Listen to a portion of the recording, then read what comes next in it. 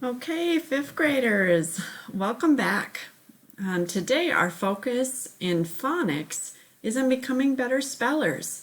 And all week we've been looking at words that have open syllables. So we're going to look for those patterns in our spelling words today. And it's the perfect opportunity to make your index cards and then move away from the computer for a while. And feel free to do this with a brother or a sister or your parents, depending on who's around with you. Okay, but you will need either index cards or a sheet of paper that you can cut or rip apart. And we're going to write each one of these words on a card. So we have baby, human, lady, motor, major, minus, ego, bacon, moment, musical, even, favorite, focusing, vacant, uniforms, and frequently. All right, so those are the words that we're taking a closer look at today.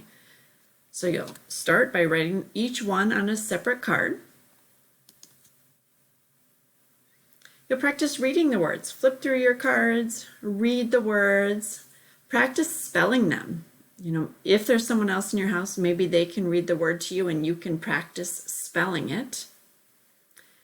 And then finally, we're going to sort the words. Okay, which words have the open syllable at the beginning and which ones have the open syllable at the end? All right, now a perfect example here is the word silent.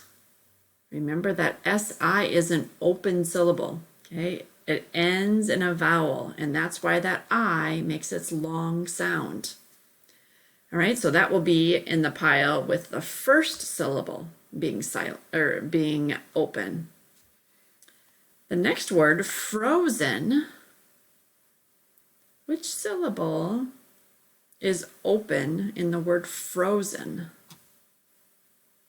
Okay, I hear that long O sound, so I'm drawn right away to that first syllable. So if you said fro is the open syllable, you'd be correct. All right, and then we have the word bacon. So bacon.